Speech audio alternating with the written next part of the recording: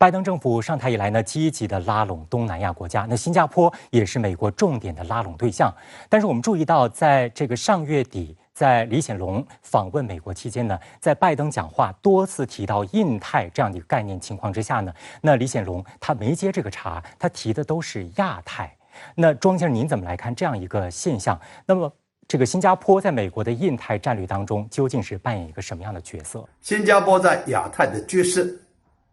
不是美国赋予的，这个角色的定位谁做的呢？我告诉大家，是新加坡国父李光耀为了维护新加坡的利益，为了让新加坡利益最大化，他的对新加坡自身在亚太的角色做出一个定位。这个定位呢有3点。那么第一，中国的崛起势不可挡。第二个考量，新加坡应当引入美国的势力，在亚太地区平衡中国。第三，中美在亚太地区的竞争，新加坡不选边站，这点也非常明确。而且呢，新加坡不希望中美在亚太地区对立，造成一个什么现象？就大象打架，小狗遭殃。其实呢，在访问美国期间呢，李显龙也没少对美国发出忠告。比如说，他在参加一场活动当中呢，就提到，中美就算不能达成共识，至少也要开始建立联系，这有助于双方处理问题，并朝着有建设性的方向去走。那怎么来解读李显龙的这一番表态？新加坡是经济外向度非常高的一个国家，所以对新加坡来说，世界和平、世界合作，对我们是最有利。所以新加坡就希望这些无论是国际上的力量，比如说中国、美国、日本，或者是本区域的力量，比如说东盟，都可以保持首先保持平衡，第二呢是保持友好，保持往来。那只要保持这些友好往来合作，那对新加坡就是个好事。不少舆论都认为李显龙对华态度表态是非常积极的，像前段时间他多次的表态，国际社会应当正视中国的这种崛起。因此呢，有一些舆论把这个李显龙说成是北京耳语者。对此呢，李显龙对此进行了驳斥。那范先生，您觉得李显龙的对华态度、对华立场到底是怎样的？李显龙不会做北京的耳语者，他也不会做华盛顿的耳语者。这是当前新加坡这个外交的基本原则所决定的。李显龙的这个在访美期间的这个表态呢，也体现了他一直所强调的一点，就是和中美两大国都做朋友，并且呢不希望在中美之间选边站。新加坡已经从中国的这个发展中受益，与中国的合作呢也在不断升级。所以呢，李显龙并非只是说给中国听的面子话，而且在美国人面前，李显龙也没有必要讲这种可能令美国人不高兴的一些面子话。所以呢，李显龙的这个表态呢，应该是比较认真的，因为新加坡希望能够在国际舞台上发挥作用，它首要的一个出发点，或者说它外交的根本的目的，首先是要维护新加坡的生存和它基本的国家利益，同时呢，营造符合这一根本目的的和平、稳定与繁荣的区域和国际环境。此前，美国政府就多次施压新加坡来对华施压，而新加坡总理李显龙呢，他说过这么一段话：新加坡这般的小国呢，能力有限，无法影响大国的决策，但是这也并不意味着小国就要随意的任人摆布。那范先生，您怎么来理解李显龙的这一番话？那新加坡它的在外交生存空间上，你又怎么来看？其实我们可以说嘛，就是小国难做只有平衡。目前来看呢，中国是新加坡最大的贸易伙伴，但是美国是新加坡最大的外资来源国，所以这2个大国对于新加坡而言都不敢得罪，也不会得罪。尤其是当前在疫情持续的这个大背景之下呢，新加坡所面临的经济复苏压力，以及领导人更迭的这个过渡期，可能会让新加坡更加谨慎地处理与中美2大国的关系。而新加坡历来在外交上呢，它有几个层次，相应的也会体现为几重身份。首先呢，它是把自己作为一个东盟国家第二是作为一个小国，第三是作为大国平衡者。东盟国家的这种身份定位呢，就意味着说它对于东盟地区秩序的维护和东盟框架下多边合作的一种依赖。小国身份呢，也塑造了他的基本外交理念和原则，并发起了小国论坛、小岛屿国家联盟等等，主要由中小国家组成的多边舞台。新加坡总理李显龙在4月14号宣布，财政部长黄循财担任执政党第4代的领导人。2天之后呢，李显龙再次对外宣布，如果执政党连任的话，黄循财将出任新加坡的下一任总理。我们首先请教一下许先生啊，在新加坡的民众的眼里，他们对这位接班人的印象和反响如何呢？过去2年多，新加坡人其实是第一个是在这个抗议小组，对黄循财有比较进一步的这个观察和判断。第二个呢，是他在去年出任的新加坡的财政部长。他担任财政部长之后，有一些那个举动是比较引人注目的，比如说他坚持新加坡必须在明年开始把消费税提高，从7%提高到8%，然后到了后年进一步提高到9%。这个并不是一个受人欢迎的政策没有人愿意多纳税。但是呢，他坚持把这个政策推行下去，说明黄循财是一个能够承受政治压力，愿意为正确的政策站出来的这样的一个政治领导人。好，许先生，我们知道新加坡经历了李光耀、吴作栋、李显龙3代领导人了。那么在新加坡民众的眼里，他们期待这位新的领导人有什么样的特质？从李光耀到吴作栋已经发生变化。到了李显龙的年代呢，就非常的注重那个沟通一定要想办法把自己的执政理念各种政策背后的考量要充分的跟老百姓去沟通。我想到了黄循财的年代呢，这样的一个沟通工作会比李显龙年代还重要尤其是在黄循财的年代，反对党的力量应该会比李显龙年代更加的强。自从2011年黄循财这个从政以来呢，新加坡的舆论用5大天王等词汇来猜测下一代的这个新加坡领导人是谁。那其实一开始的时候这个黄循财并不是那么被看好，而且不是热门人选。直到最近他被确认为这个执政党的下一代领导人之后呢，大家都说他是黑马。那您觉得他是黑马吗？如果从最初进入政坛的起点来看，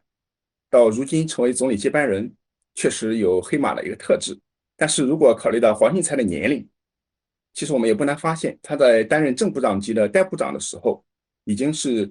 当时这个团队中最年轻的，只有41岁。然后呢，黄循财稳扎稳打，先后至少经历在8个部门工作，在每一个阶段都凸显了他稳健的工作作风。所以如果从这个意义上来讲的话，我们其实也不能说他是一匹黑马，反倒是更像是一匹这个众望所归的白马。那范先生，根据您的观察，这个黄循财他的执政风格会是怎样的呢？首先他肯定还是会传承来自于李显龙，以及他的诸位前辈所留下来的这个亲密风格，还有实用主义的这种理念，以及他所强调的团队，而非是个人的这种执政传统。同时呢，也必然会赋予他个人的一种风格，就像他在生活中那样，既是一位热情而阳光的大男孩，同时呢，又是一位从容坚毅的掌舵人。同时，他也会更明白当前新生代的选民他的基本诉求是什么。那么，自从被确认为第4代团队的领军人物之后呢，那新加坡的财政部长黄循财4月16号随即访问美国。那这一次黄循财访问美国呢，既要会见这个华盛顿特区以及纽约当地的政府官员，又要出席 G20 财长会议，行程可以说是非常的紧凑。那范先生，您怎么来解读他这次的行程安排，会对未来的新加坡和美国的关系能产生什么影响？首先从形式上来看，我们可以看到这次访问呢，显然是早就排定的一次工作访问。我们知道呢，其实黄循财他有深厚的一个美国背景，他不仅在2所美国的名校呢分别获得了经济学的学士和经济学的硕士学位，而且还拥有哈佛肯尼迪学院的公共管理硕士学位。可以说，这种多年的留美经历，已经把他塑造成了一个典型的美国通。相较于他对中国的这种认知，我们不过作为未来的新加坡这个国家领导人，我们并不能因此而断定黄循财此次访美就带有某种特定的这个外交倾向性。这次美国之行到底会取得哪些成果？我们说还得需要等待这个访问结束以后继续观察。那庄先生，其实我们注意到，过去这个李显龙在跟美国官员会晤的时候呢，这个黄循财多数时候都会这个随行访问。那么他对美国的态度又是怎样的呢？那这一次呢，黄循财被安排到美国进行一个长时间的访问，多长时间呢？10天。他这次访美的特点是什么？第一，全面亮相，让美国方方面面各个阶层都认识到黄循财这个人，因为他的前任，比如说像李光耀、像李显龙，在美国各界都有相当大的影响力，也普遍受到好评。这次黄循财能不能做到这一点还很难说，所以我相信呢，他这次访美之行会非常谨言慎行，慎守那么李显龙传下来的对美的政策。在媒体的报道当中呢，很少会看到黄循财就这个外交方面表达自己的一些看法，因此有舆论认为，在政治和外交的把握上，这个黄循财还是需要不断的历练。那您认同这样的一个说法吗？我们能否看出来他未来的这个外交风格是怎样的？黄循财昨天在美国智库上的演讲，我们就可以看到他这种无耳入蒸笼这样的一种特色。他非常坚定的在他的演讲中来阐述李显龙的观点，就是这个世界要容忍中国，美国要容忍中国，要接受中国成为一个有建设性的角色，国际社会不能没有中国，因为你如果把中国踢掉，那么这个国际社会大概就会分成2波，世界会被撕裂，这不是新加坡，也不是这个世界应该看到的。那请教一下庄先生，未来这个黄循财一旦担任了这个新加坡的新一代的总理的话，那么您对未来的中新关系走向怎么看？如果考虑到黄循财他的背景、他的风格，以及那么李显龙传下来的自由政治，我大概可以推估他今后对中国的态度会增强而不会削弱，无论是从情感方面还是从利益方面，他都会推行一个适度的中国优先的这么一个政策。那么大概率的，他在大的国际事务中，可能他会比较多的表明对美国的支持，但是在区域事务中，比如说在中国与东盟事务中，在亚太事务中，他会适当的偏向中国。自3月26号起，新加坡总理李显龙在美国展开了为期8天的访问。期间，他多次提到国际社会的团结合作，并提醒美国，一旦和中国脱钩，美国会承担巨大的经济成本。他同时呼吁不要让中美关系复杂化。李显龙执政下的新加坡如何在中美之间游走？李显龙是否有意要做中美间的超级联系人？政治理念深受其影响的执政党下一代领导人黄循财是否将会延续这套外交平衡术呢？来看短片。新加坡总理李显龙此次访美行程被媒体评价为再次施展新加坡的外交平衡术。在3月26号至4月2号这8天里，李显龙一方面与美方相谈甚欢，另一方面在对华问题上、中美关系上则表现出了客观和理性。期间，李显龙不仅与美国总统拜登、副总统哈里斯在内的多名美国政要及美国工商界领袖谈合作，还在华盛顿打卡看樱花、逛超市，气氛相当轻松融洽。拜登与李显龙在共同记者会上对会谈成果也颇为满意，释放了不少积极信号。Singapore is a major security cooperation partner of the US, in fact, the only country with this status. Singapore deeply appreciates President Biden's leadership in strengthening US engagement in the region. We're going to continue to deepen our partnership and seize the opportunities to meet the challenges of the moment and to meet them together 实际上，原计划在3月28号到29号召开的美国东盟峰会因故无限期推迟。印度尼西亚、泰国、菲律宾和缅甸东盟4国外长组团于3月31号至4月3号访问中国，而李显龙却选择访美，这也是东盟国家领导人在美国总统拜登执政后首次访美。不少外媒就分析认为，这是新加坡主动向美国靠近的表现。值得注意的是，拜登自上台以来一直推进印太战略。李显龙在与拜登会晤后的记者会上就特地提到欢迎印太经济框架。不过，李显龙对印太经济框架的理解似乎与美方有些分歧。就在会晤后的第2天，3月30号，李显龙在华盛顿智库美国外交关系协会举办的对话会上，对印太经济框架有了更深层次的解读。李显龙用3个一描述他眼中的印太经济框架应该具有的积极性：一个具有包容性的议程，一个具有前瞻性的议程，一个对各方都有好处的议程。这一番话听得台下的美国前贸易代表希尔斯连连摇头。在3月29号，李显龙与拜登共同举行的记者会上，拜登在发言中至少6次提到印太地区，而李显龙则在发言中多次使用了亚太一词。And if relations between the U.S. and China worsen, that has a big implication for the whole of it. 而在3月30号的活动上，尽管主持人美国外交关系协会会长哈斯在对话中提到印太，但李显龙并没有顺着哈斯的话去说印太地区，而是强调了亚太地区。虽然只有1字之差，含义却大有不同。I want to begin with the joint statement that was issued on the occasion of your meeting with President Biden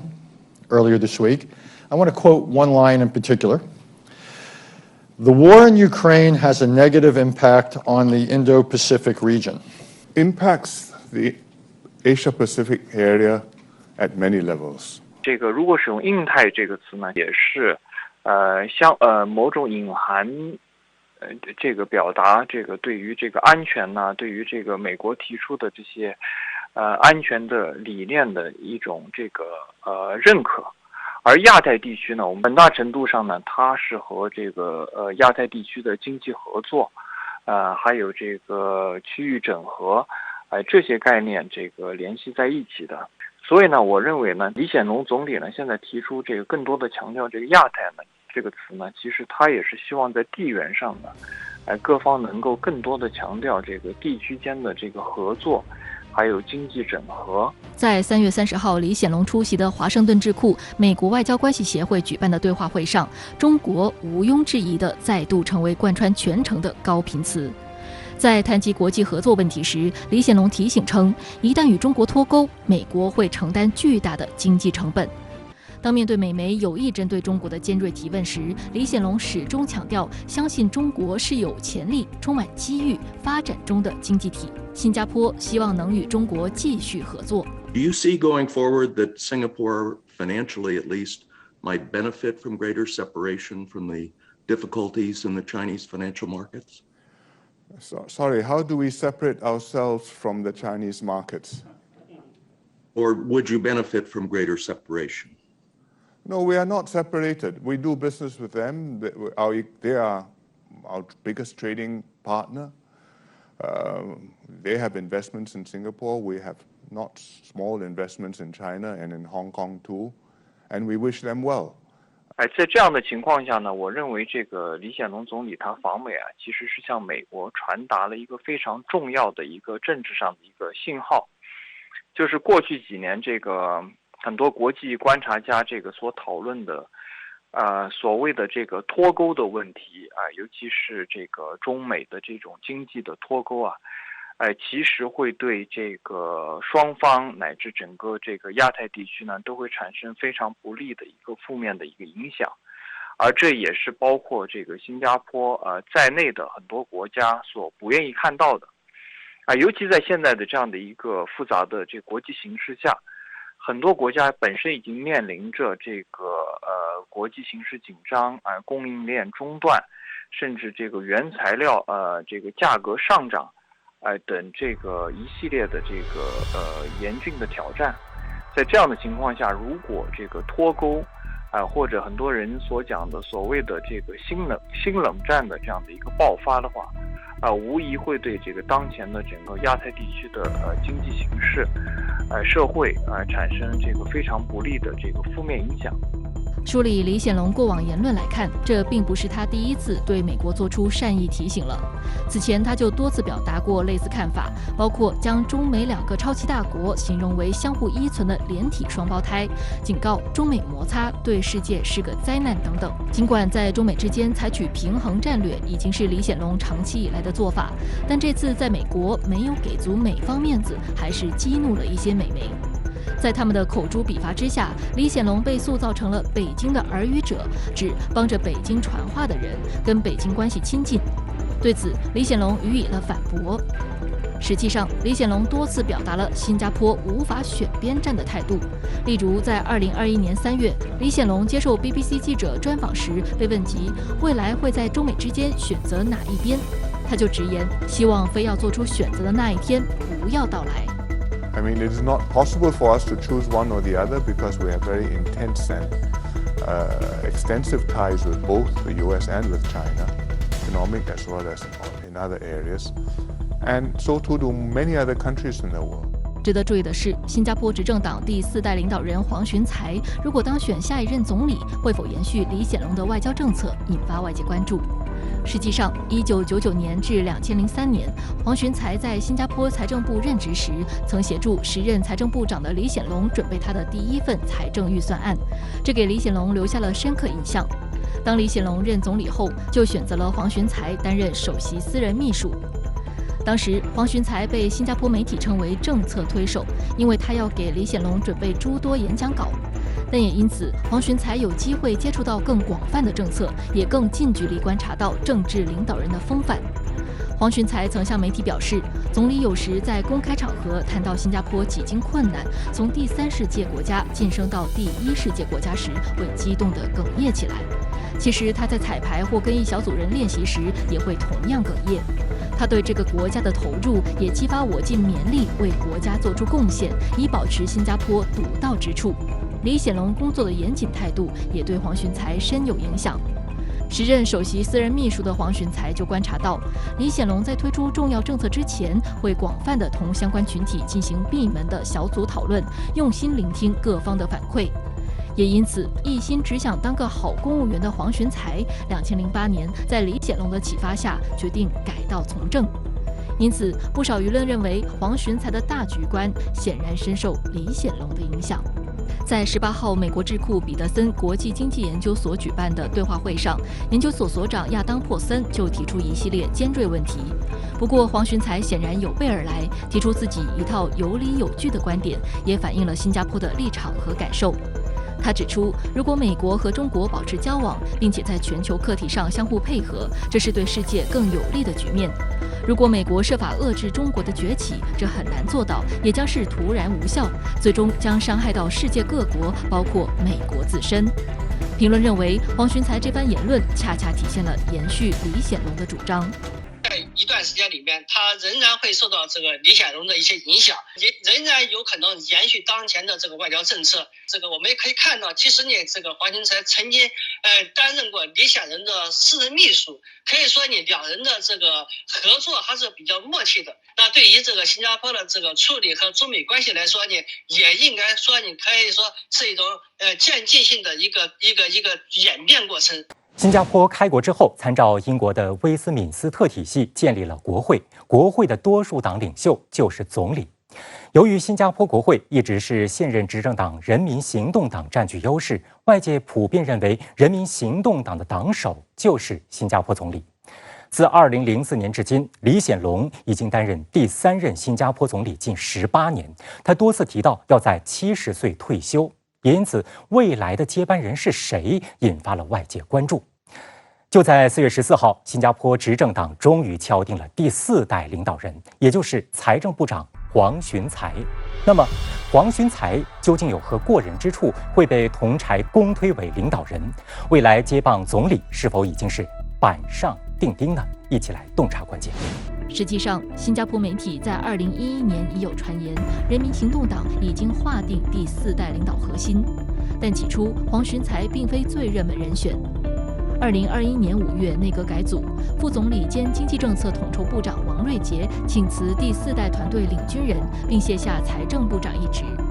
黄循财临危受命，离开了任职不到9个月的教育部，从王瑞杰手中接任财政部长，并在今年2月发表他就任财长后的第1份财政预算案。在新加坡政府体制中，财政部可以说是头号紧要部门。前任总理吴作栋曾担任财政部高级政务部长，现任总理李显龙曾兼任财政部长，前副总理王瑞杰也在财政部长的位置上工作了好几年。也因此，一些观察人士将这一任命视为领导班子交接的某种信号。4月4号，新加坡国会召开会议时，新加坡媒体就敏锐发现议员座位有所调动。其中，新加坡财政部长黄循财移动最为明显，移到了张志贤资政左边的位置，是3位有可能担任第4代领军人的部长中座位最靠近总理的。当时，不少舆论纷纷猜测其中玄机。10天后，李显龙便官宣了黄循财的人事任命。李光耀当政时期便制定了规矩，人民行动党的党首将由部长公推决定。因此，李显龙委托了人民行动党前主席许文远与各部长、议长和执总秘书长逐个约谈。许文远说，除了总理和2名资政，他分别与内阁部长陈川仁和黄志明面谈，试探他们的意思，促成了这次的结果。他透露，19人中有15人选择黄循财当他们的领导，这个绝大多数达79%，远超过传统上2/3为绝大多数的定义。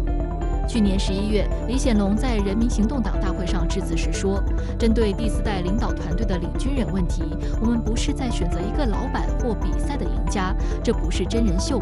对新加坡人来说，这是生死攸关的重要决定。他还提出，这一人选关系到建立一支强大的团队，增强凝聚力，并让每个成员都能发挥作用。实际上，早在多年前，李显龙就屡次提到要在70岁卸任，但由于新冠疫情的影响以及前副总理王瑞杰的辞任，今年已经70岁的李显龙不得不推后这个计划。而究竟何时交接棒，成为舆论焦点。李显龙对此表示，下一次大选将最迟在2025年11月举行，自己有可能在大选前交棒，由黄循财带领人民行动党出战，也有可能自己出战，胜选后再由黄循财接棒，还需要根据情况变化而定。新加坡财政部长执政党下一代领导人黄循财是新加坡2代华裔，祖籍中国海南。从政之后，他多次访问中国，推进中新合作，也是他履历当中的一大亮点。那么，黄循财华裔的身份和长期跟中国打交道的经验，能否为他未来处理新中关系打下良好的基础？官宣接棒以后，随即出访美国，为期长达10天。黄循财又将如何处理对美关系呢？来看短片。4月16号起，刚被任命为新加坡执政党下一代领导人的财政部长黄循财已经动身前往美国，展开为期10天的访问。在美国期间，黄循财行程安排得满满当当，除了在华盛顿特区及纽约会见当地政府官员，也参加了国际货币基金组织和世界银行春季会议，以及20国集团第2次财长及央行行长会议。4月18号，黄循财在美国智库彼得森国际经济研究所举办的2022年宏观周上发表专题演讲。4月21号，黄循财还将参加反洗黑钱金融行动特别工作组部长级会议。新加坡将从今年7月1号起担任该特别工作组轮值主席国。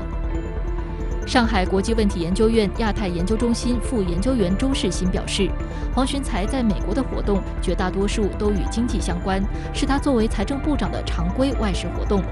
不过，由于新加坡与美国之间经贸往来格外紧密，将美国作为他或推举成为人民行动党第4代团队领导后的首访地，也符合新加坡国家利益。值得注意的是，4月18号，黄循财在美国智库彼得森国际经济研究所举办的2022年宏观周上发表演讲，对贸易、科技、金融等方面的脱钩现象表达了担忧。各国也会因为防范他国日后对自己不友好而减少对他国的依存性。周世新称，从黄循财的发言可以看出，他对美国最近频频发起经济制裁、搞贸易保护主义的行为感到非常担忧。一个高度自由的一个经济体，新加坡的对国际的经济形势变化非常的敏感，所以近几年的这个国际和地区经济的这个变化，让他的这个深有体会，非常担心这个中美之间，或者说甚至其他国家这个相互之间这个脱钩所造成的影响。因为从最近看到这个美国的这个一直在拉拢这个新加坡，想让新加坡的这个在这个国际和地区产业链中的这个靠向美国一方。但对于新加坡来说呢，作为一个和这个中美经济关系都非常紧密的国家，新加坡呢希望这个继续和中美做生意。在某种情况下，他也是在警告美国不要脱钩。梳理发现，黄循财和美国在经贸近亚太稳定。值得注意的是，祖籍海南的黄循财与中国结缘颇深，他曾多次访问中国，在他的履历中也有不少和中国相关的身份。早在2006年，他就以新加坡总理李显龙首席私人秘书的身份访问成都。2010年，新加坡四川创新科技园在成都揭牌，黄循财在当年就到访该科技园区。2011年，黄循财第3次来到成都，参加第13次新加坡四川贸易与投资委员会会议。四川与新加坡的合作密切。2011年，新加坡在四川的累计投资项目已经达到437个，金额总计22亿美元。黄循财当时就表示，跨国企业增加意味着他们对物流、金融等方面的需求跟着增加，而新加坡企业可以把这些方面的技术和经验带入四川，为跨国企业提供支援配套服务。他认为，四川企业不仅可以借助新加坡的平台把业务拓展到全球各地，新川商企也可探讨如何往第3地发展，使得新川企业间的合作双赢。这也为新川合作打下了坚实基础。截至去年上半年，新加坡已有685家本地企业在四川设立公司。尽管受到疫情影响，新加坡和四川之间的经济往来依旧保持增长趋势。去年上半年，双边贸易额达8.08亿美元，同比增长超过1成。对中国的了解越深，那他可能呢可能对中国的这个关切呢，也可能有更多的了解。当然呢，这一点呢也会嵌入他这个未来的外交这个政策里边。2015年至2020年，黄循财担任新加坡国家发展部长，负责规划和指导土地利用、基础设施建设的相关政策制定和实施。2017年5月，黄循财代表新加坡出席了在北京举行的一带一路国际合作高峰论坛。在此期间，他同中国国家发改委主任何立峰签署了一带一路谅解备忘录，为新中两国在一带一路方面的合作铺路。不过，当年的一带一路高峰论坛曾发生过一段小插曲。由于新加坡总理李显龙没有出席当年的高峰论坛，有舆论就猜测这意味着新加坡对一带一路倡议的配合度不高，或在倡议中没有可发挥作用的角色。但是随后黄循财用数据反驳了有关说法。他指出，中国商务部的数据显示，中国对新加坡的投资占中国对一带一路沿线国家投资总额的3成，而这些资金最终多数被投入其他亚洲国家。在东盟国家落实的一带一路项目有6成最早出于新加坡，因为很多可提供项目融资的机构都在新加坡。他借此说明，对于中国资金走出去，新加坡能发挥作用。他还解释，中国与新加坡在一带一路上的金融合作较多，不像其他国家能看到项目建成的高楼大厦等等，金融合作是无形的，因此可能容易被外界忽略。黄循财还在接受媒体采访时表示，一带一路倡议和东盟互联互通总体规划之间有协合作用。我们希望通过一带一路高峰论坛集思广益，集结更多资本和想法，进一步增强合作，促进东南亚地区基础设施建设。他加入一带一路之前，新加坡呢就已经成为这个世界上这个第4大人民币清算交易中心了。而且这个随着他加入一带一路之后呢，他的这个功能更加的这个有所提升。对于这个黄循财本人来说呢，因为呢他主要负责这个金融、贸易等方面的一个资深的一个官员。未来中国和新加坡这个合作呢，可以说你在这个黄循财的这个领导下，你可以有进一步的这个发展。那特别是在这个金融和贸易方面。此外，在黄循财担任新加坡国家发展部长期间，中新之间的一些具体项目也有了进展。黄循财在2016年至2019年担任新加坡天津经济贸易理事会联合主席，期间大力推动中新天津生态城2期项目。2017年，黄循财在接受中新社采访时特别提到，新中双方已着手启动对生态城总体规划的更新，将要融入京津冀协同发展战略。新方会注意如何将生态城的发展更好满足京津冀3地发展的需要。2018年7月2号，新加坡《海峡时报》报道了生态城项目第2阶段已正式启动。在当年7月1号举办的启动仪式上，黄循财来到现场，与中方共同见证项目启动。2019年8月，黄循财担任新沪全面合作理事会新加坡方联合主席，同时兼任新加坡财政部第2部长。在他任上，2020年底，新加坡金融管理局在上海设立代表处，这也是金管局在北京后设立的第2个驻华代表处，标志着新沪金融合作翻开新篇章。黄循财在新加坡上海全面合作理事会第2次会议上形容，这是新沪密切关系的证明。2021年，黄循财升任新加坡财政部长。当年12月16号，他在新加坡上海全面合作理事会年度会议上致辞时指出，2022年1月生效的区域全面经济伙伴关系协定将促进中国与东盟间贸易与投资往来。上海企业可以将新加坡作为进军东南亚的跳板，也可以找新加坡企业合作或提供服务。黄循财的这个多次访问，也多次接待过中国的这个房客有关。这么多年一直没有这个断过，所以说呢，他对中国的这个了解可以说是非常广泛的，而且非常深入的。